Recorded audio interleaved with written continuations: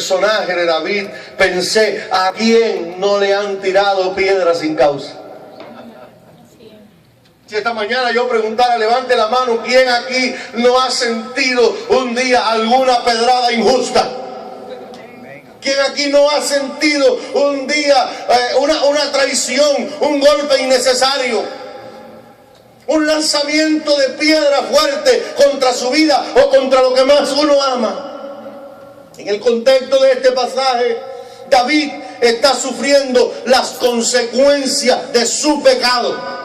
Yo quiero que ustedes recuerden que David, siendo el hombre conforme al corazón de Dios, siendo el dulce cantor de Israel, cuando cometió aquel pecado vil, de aquella combinación de asesinato y adulterio, eso trajo sobre él una serie de consecuencias fatales, aunque él obtuvo el perdón y la misericordia de Dios. Un día el profeta Natán se presentó delante de él para señalarle su pecado, y la sentencia que dio el profeta sobre él fue: no se apartará jamás de tu casa la espada. Yo haré levantar el mal sobre ti de tu misma casa. Y lo que tú hiciste todo esto en secreto. Mas yo haré esto que voy a hacer contigo delante de todo Israel y a pleno sol. Oigan, ¿por qué? Aunque predicamos el perdón y de la restauración, oigan, ¿por qué hay que huir del pecado? Porque Dios perdona, pero las consecuencias del pecado nos siguen. Dígame si puede. Amén. Y es lo que está sucediendo cuando usted abre la Biblia en 2 de Samuel, capítulo 15. Todo este relato de ahí en adelante comienza a narrarnos historias tristes, y aún un poco más adelante comienza a narrarnos historias tristes de la consecuencia del pecado de David. A causa de su pecado, Amnón, el hijo de David, violó a su propia hermana Tamar. Absalón mató en venganza a Amnón. Y entonces Absalón tuvo que huir y está 3 años desterrado en Siria. Oiga, qué terrible. Y papá por acá llorando por sus hijos, la desgracia de su familia. Luego de su regreso, Absalón está condenado 2 años más sin ver el rostro de su padre. Ya usted está viendo 5 años más, como 5 años fuera del rostro de su padre, y ya con toda aquella amargura que había exacerbado en su corazón. En el capítulo que yo estoy leyendo, este pasaje de las pedradas de Simei, esto está dentro del contexto en que Absalón se ha rebelado contra su propio padre, conspirando contra su propio padre para quitarle el trono. Y hay un consejero llamado Ahitofel, el principal consejero de David, que se une a Absalón. Y cuando el pueblo ve que un hombre como Ahitofel se ha unido a Absalón, el pueblo abandona al rey en su gran mayoría.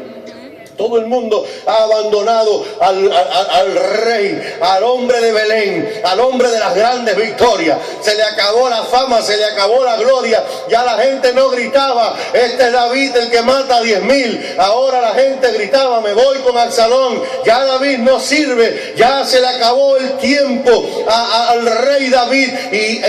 Y Absalón se ha unido a un grupo de gente malévola que quiere quitar a David del trono. Y en medio de todo esto, como si fuera poco, aparecen consejos malignos, hombres mentirosos y personas maldicientes y tiradoras de piedra que vienen a atacar al rey David. Pero lo lindo es que el rey David tuvo una respuesta espiritual. ¿Cuántos pueden decir gloria a Dios? Gloria a Dios. Hermanos queridos, debemos aprender a proseguir aun cuando nos tiren piedras, y a reaccionar como personas de Dios ante las pedradas cargadas de maldiciones. Esta es una escena dolorosa de la vida de David, que se desarrolla en 3 etapas. Yo más bien he estudiado esto como 3 escenas que les voy a presentar aquí en esta mañana. Hay 3 actos o 3 escenas de esta historia en relación a la vida de David. Vemos a David, la primera escena que nos narra la Biblia es del trono al desierto. Oigan qué triste esto. David está en el trono hoy y no sabe que mañana iba a estar caminando con los pies descalzos por el desierto. Diga conmigo, del trono al desierto. Y hay una frase en la Biblia que le quiero añadir a esta sección, y es que del trono al desierto, con todo el país llorando en alta voz. La conmoción era enorme. Y el texto nos relata las consecuencias de esto. ¿De dónde vino este golpe de estado? ¿De dónde vino esta salida del hombre que está en la popularidad y de pronto está en el desierto llorando con los que lo siguen? De la astucia de un muchacho llamado Absalón. ¿Sabe lo que hacía Absalón? Cuando se le metió en la cabeza el auge de poder, se paraba en la puerta a sembrar división contra su padre, haciéndose el bueno. Esto a veces pasa dentro de la familia y esto a veces pasa dentro de las iglesias. Tristemente es algo que no quisiéramos que suceda, pero es la forma en que el enemigo ha engañado a muchos. Dice que Absalón se hizo de unos cuantos hombres que le seguían y se paraba ahí en la puerta a la entrada de la ciudad, y cuando alguien tenía pleito y venía a juicio para que el rey le diera una palabra, él le salía adelante y le decía: ¿quién tú eres? ¿De dónde tú vienes? Mira, yo soy Absalón. No vaya allá, que ya ese viejo no tiene nada que darte. ¿Quién me viera a mí de jefe aquí en Israel? Que yo le voy a perdonar a ustedes todas esas deudas. Mira, en la deuda que yo te la cancelo, si yo soy buenísimo. Y comenzó a rebajar la autoridad de su padre delante de aquel pueblo. Y dice que llamaba a la gente para que vinieran a él y trajeran sus problemas a él. Y él lisonjeaba a todo el mundo y le decía: tus palabras son buenas, tú tienes la razón. Y todo el que venía y veía a este hombre tan amable, tan apuesto joven en la puerta y tan amable, y diciendo: yo tengo la autoridad, y que le resolvía los problemas a la gente, pues la gente se unía a él. Y la Biblia dice: y así robaba a Absalón el corazón del pueblo. El Señor reprenda todo espíritu de astucia y malicia que haya dentro del pueblo de Dios. Diga fuerte conmigo: en el nombre de Jesús. Y esto puede ser una medicina preventiva de Dios en esta mañana. Quizá usted esté con un corazón tan sano aquí como estaba David en su trono, ignorando que en cualquier momento un espíritu de Absalón de este tipo se puede levantar en medio de la familia, en medio del trabajo o en medio de la iglesia. Pero desde ahora estamos diciendo que el Señor reprenda al diablo. La conspiración de Absalón fue una perversa conspiración. Dice la Biblia que se comenzó a unir gente a él, y él mandó mensajeros por todas las tribus, y la gente comenzó a unirse a esta idea. Y ya cuando usted va leyendo el capítulo 15, alrededor del verso 14, comienza la triste huida de David. Cuando Absalón se ha hecho poderoso por allá, por fuera de la ciudad, y ve que todo el pueblo se ha ido con él, David le da una noticia. Nunca había visto a David en este punto. David le dice a la gente: es mejor que huyamos. Y aquí está el hombre de Dios en una de esas huidas. No sé si ustedes han leído ese salmo que dice: mis huidas tú has contado. Está el hombre de Dios en una de esas huidas, diciendo: tengo que desaparecer, es mejor que nosotros nos vayamos, es mejor que huyamos de aquí porque no vamos a poder escapar. Y le dice a la gente: todo el que me va a seguir, apresúrense y vámonos al desierto antes que Absalón nos alcance. Bien dice la Escritura, hermanos, que hay momentos para reír, pero también hay momentos para llorar. Yo creo que hay que estar preparado para enfrentar los problemas de la vida con una actitud espiritual. Porque ¿sabe cuál es el propósito del diablo en medio de todos los conflictos que a veces se nos avecinan? El propósito del diablo es llevarnos a negar a Dios en medio de nuestra crisis. El propósito del diablo es aplastarnos en medio de nuestras crisis, echarnos en cara nuestras reacciones, que nosotros reaccionemos con actitudes carnales e impropias, contrario al consejo de la palabra, para él después reírse de todos nosotros. Pero si en medio de nuestras huidas usamos las armas espirituales, Dios se encargará de darnos la victoria. Yo no sé cómo viniste esta mañana aquí a la casa de Dios. No sé si hay algo que te está mandando para el desierto. Yo no sé si esta mañana viniste aquí con temor en tu corazón, por alguna batalla que estás atravesando, pero sí te voy a ir adelantando que si te mantienes como un verdadero hijo o una verdadera hija de Dios, tu victoria está garantizada. ¿Cuántos dicen aleluya? Hay gente que me llama y me dice: pastor, le voy a contar algo, tengo tal problema en el hogar, o tengo tal crisis, se me ha presentado una gran batalla, y yo en ese momento no le puedo aconsejar. Quizá estamos por teléfono, o estoy a la distancia, o ha marcado una cita conmigo, pero estoy acostumbrando a la gente a darle una palabra inmediata. Esa palabra resuelve el problema a veces de una vez y por todas. Le digo a ese hermano o a esa hermana: acuérdate de actuar como cristiano.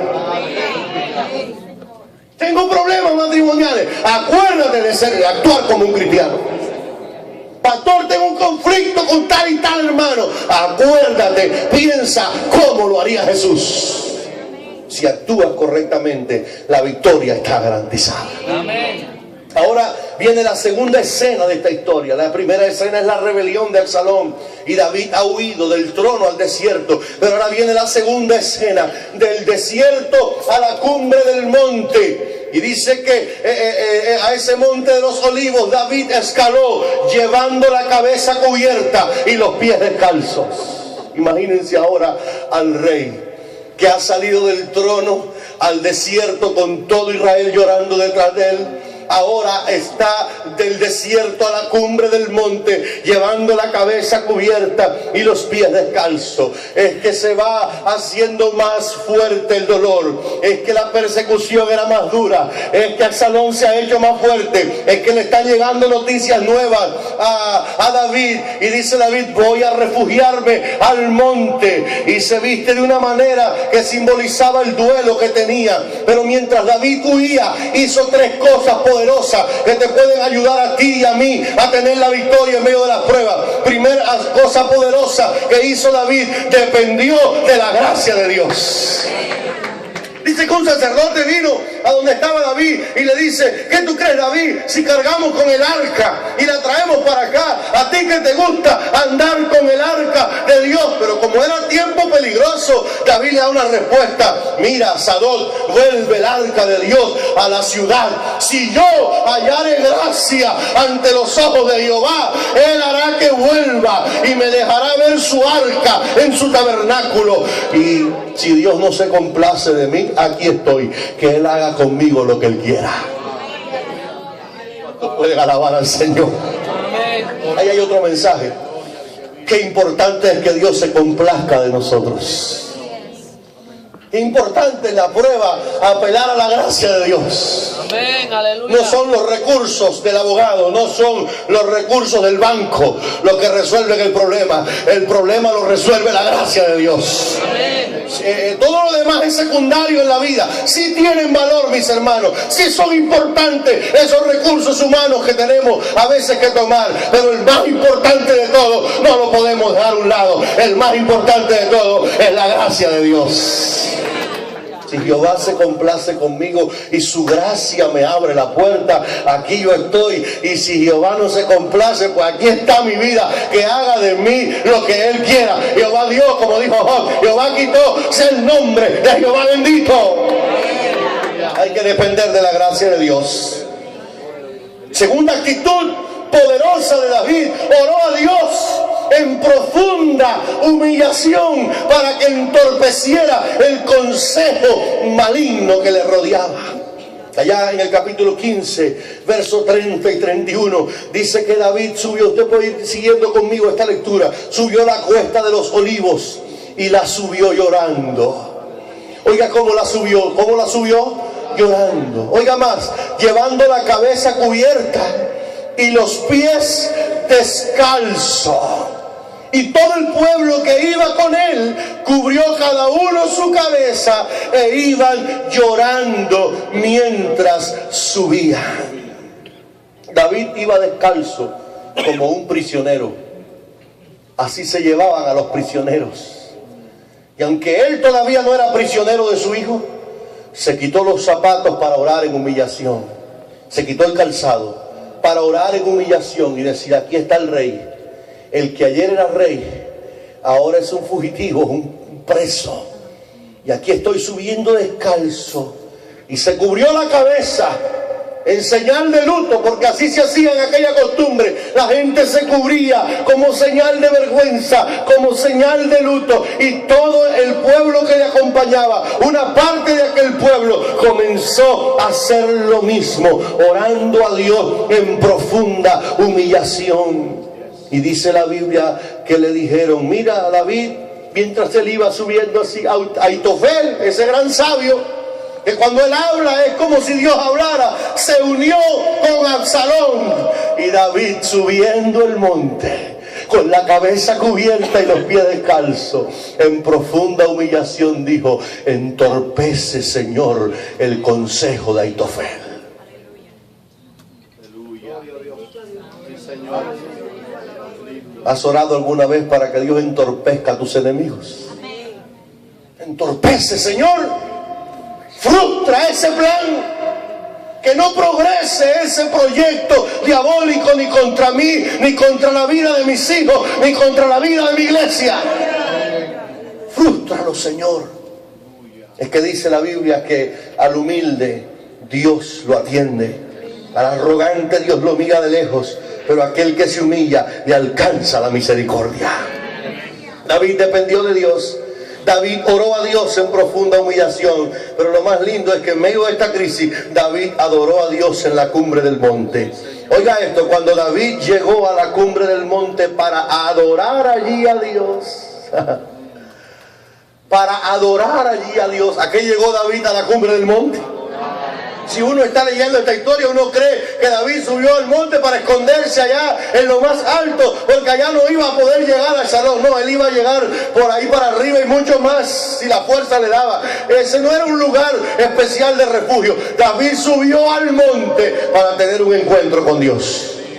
David subió al monte para convertir aquel momento en un momento de adoración a Dios. ¿Cómo es eso que uno en medio de una crisis tan grande puede adorar a Dios? Hermanos, cuando tengas muchos problemas, agárrate de la gracia de Dios. Clama al Padre para que Él confunda a tus adversarios. Pero sobre todo, súbete a la cumbre de la presencia de Dios. Hay batallas que usted no va a ganar ni con ejército ni con fuerza. Hay batallas que usted no la va a ganar ni aunque se busque al más sabio de todos los jueces, los abogados, aunque se busque al más experto de los consejeros. Hay batallas que solo se ganan cuando nos subimos a la cumbre del monte en humillación y en adoración, a veces con los pies descalzos, a veces con el alma herida, a veces sin fuerza para clamar, pero uno le dice a Dios: Dios, sé propicio a mí. En esa hora la gracia de Dios nos inunda. Pareciera, hermanos, que después de orar así, ya todo se iba a arreglar. Cuando tú vas leyendo esta historia y llegas aquí, ve a David en la cumbre del monte orando, adorando a Dios, clamando. Pareciera que allá en Jerusalén todo se va a arreglar y que la conspiración se va a acabar. Pero es que faltaba algo más fuerte y doloroso. Algo a lo que David tenía que ser sometido para que quedara en la historia como ejemplo para nosotros. Faltaba un espectáculo público, un escándalo público, unido, hermano, a un doloroso encuentro del rey. Era un doloroso, una dolorosa escena, un espectáculo unido a un escándalo público contra el rey. Se dice que cerca de la parte norte del Monte de los Olivos había un pueblito que pertenecía a los descendientes de Saúl, quienes vivían allí en aquel lugar, en ese lugar llamado Baurín. Eran descendientes de Saúl y eran personas que odiaban al rey David. Y de allá adentro sale alguien por la parte norte del monte, un hombre que no estaba en el grupo, que no tenía por qué andar por allí, porque si él era lo contrario, ¿por qué no se había ido con Absalón?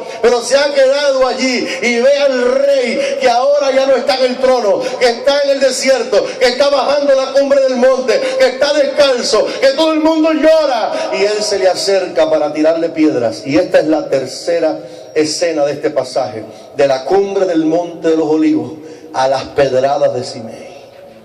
Pedradas acompañadas de todo tipo de maldiciones. E imagínense ahora a aquel hombre, Simei, que se ha acercado cuando David viene con su grupo, generales y todo. Y allá empieza Simei: oye, rey malvado, ahí tienes, tú eres un sanguinario, tú no vales para nada, tú sabes lo que te pasa, Jehová te está pagando conforme a tu pecado, oye, tú te mereces esto. Sí, Señor. No te olvides de mi tema, cómo actuar cuando me tiran piedras. Él no reaccionó ahí porque eran de papel.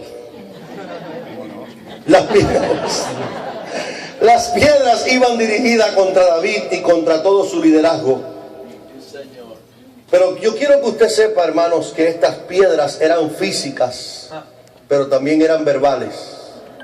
No sé si te diste cuenta que en ese relato dice que él le decía, dice que arrojaba piedra mientras decía: sanguinario, al rey. Perverso. Tercera pedrada verbal: Jehová te está pagando, por eso te va mal. Cuarta pedrada que le tiró: tú has sido sorprendido en tu pecado. ¿A cuánto le gustaría ser tratado así en la hora de prueba? Normalmente esperamos a alguien que nos diga: ay, pobrecito rey, déjame traerte un vasito de agua. Déjenme decirle que, aunque no lo puedo usar en el mensaje porque no terminaría toda esta tarde aquí, sí vino mucha gente a llevarle comida al rey. Vino hasta un hombre viejito de 80 años que ya no podía casi con sus fuerzas, y le trajo comida, le trajo vino, le trajo aceite, le trajo carnero, le trajo de todo. Pero Simei ha venido con una ofrenda dolorosa para el rey. Simei ha venido con piedras. Ha venido a tirarle piedras que dolían mucho. Y yo pienso que las pedradas quizás no le dieron al rey porque alguien lo habrá guardado. Pero lo que sí daba duro eran todas aquellas ofensas verbales. Y además de eso, esparcía polvo con sus pies. Y esparcir polvo con los pies era un acto de repudio. Por eso usted oye en la lectura que el general de David dice que Abisai, hijo de Sarbia, le dijo: déjame ahí que yo pase, que yo le quito la cabeza rapidito. Y estos generales sí no entendían, hermano. Hay cristianos así, ¿sabes? Allá hay un hermano que dice: pastor, un borracho fue a la puerta del templo a molestar y tenía loco a todo el mundo, y tanto dieron hasta que yo tuve que bajarme a la plataforma, y el borracho empezó: ¿y a ti qué? Y dice un hermano que es un poco grito: ay, no toca a mi pastor porque te desgracia, ahora mismo te desgracia, no me toque a mi pastor, ay Dios mío, se volvió loco. Pero un cristiano esto que todavía está novato: ¡ay, te quemaste! Como dice, tocaste a mi pastor, ay Dios mío, desaparece este muchacho. Y ese era el tipo de gente. Este hermano padece eso. Acá hay alguien que está en la puerta y que está mortificando, y se levanta y se pone ancho así, va para allá, porque es grande y fuerte. Y este era el tipo de gente que tenía David en el ejército. Dice: óyeme, ¿qué le pasa al perro muerto este? ¿Cómo tú vas a permitir que un perro muerto como este te maldiga y haga todas estas clases de cosas? Déjame un momentico que yo voy y le quito la cabeza. Y eso era un pase nada más. La cabeza iba a rodar entonces por la cumbre del monte de los olivos hacia abajo. Pero impresionante la actitud de David. Amén, así es. Óyeme lo que te voy a decir. Si él maldice, es porque Jehová le ha dicho que maldiga a David. Déjale que maldiga. Déjalo que maldiga, porque parece que Jehová le dijo que lo haga. Y allá a la altura del verso 12 dice: quizá mirará Jehová mi aflicción y me dará Jehová bien por sus maldiciones. ¿Cuánto dice gloria a Dios? No te canses, que ya estoy terminando, estoy llegando al final, porque esa es la verdad de esta mañana. Déjame que le arranque la cabeza. Y estoy hablándole del general, pero no puedo dejar de decirle que ustedes tienen que acordarse conmigo que David sí sabía tirar piedra. O sabía arrancarle cabeza, pero es que David nada más tenía que hacer así una ondita que tenía. Déjamelo a mí solo. Si yo hubiera sido David, yo hubiera dicho, déjamelo a mí, muchacho. Dice mi papá que cuando yo era chiquitico y era bien cobarde eso, yo venía de la escuela y decía, papi, los muchachos se están metiendo conmigo. Si después yo le doy un golpe y le saco el hígado, esa historia está en mi casa, y si yo le saco el hígado, papi, porque después nos da una pela en la casa por fajarnos, papi, si yo le saco el hígado, tú después no me vayas a dar, no, mijo, no le saque el hígado, una pelucita así que le iba. Y yo, si hubiera sido David, hubiera dicho, déjamelo a mí, avisáis, no hace falta que tú le cortes la cabeza. ¿No te acuerdas cómo yo maté al gigante? Shimei no sabía con quién se estaba metiendo. Pero David, en vez de tomar su onda o permitir que lo defendieran, David dice, déjalo. Tú quieres maldecirme, maldíceme más. ¿No será que Jehová se lo ha permitido? Las cosas no pasan si Dios no las permite. Es probable que eso me haga bien a mí. Y es probable que esa maldición que Él me está derramando sobre mí se me vuelva en bendición. ¡Aleluya! Hermanos, cuando nosotros nos ocupamos de responder a los que nos maldicen de la misma forma, pagando ojo por ojo y diente por diente, ya nos perdimos las bendiciones. Pero cuando dejamos que Dios pelee por nosotros, cuando dejamos que Dios le conteste a ellos, entonces es que ganamos las victorias. ¿Cómo responde usted cuando le tiran piedras? ¿Es usted de los que siempre está a la ofensiva? ¿Es usted de los que no dejan pasar una? ¿Es usted de ese tipo de cristianos que dicen, yo me bajo de la cruz? Cuídate de mí porque yo en cualquier momento me bajo de la cruz y te voy para arriba. ¿Es usted de los que nunca se callan? ¿Es de usted de los que siempre está amargado? ¿Es usted de los que trae sus problemas a la casa de Dios para no saludar a los hermanos, para no amar a los hermanos? ¿Es usted de los que se cogen todos los problemas que hay en el mundo con usted? ¿Es usted de los que le dice a los hermanos, no te perdono, no estoy preparado todavía? ¿Es usted de aquellos que no admiten que los humanos nos equivocamos? No hay ni un amén en la sala. ¿Es usted de los que creen que nunca falla y no admiten reproche, no acepta jamás el reproche de alguien? ¿O es usted como David, una persona que acepta que las cosas pasan porque Dios la permite? Y que todo aquello que sea malo que hayan dicho sobre nosotros injustamente se puede tornar en una bendición. ¿Cuántos pueden alabar el nombre del Señor? ¿Cuántos pueden alabar el nombre del Señor? No te olvides de mi tema, cómo actuar cuando me tiran piedras.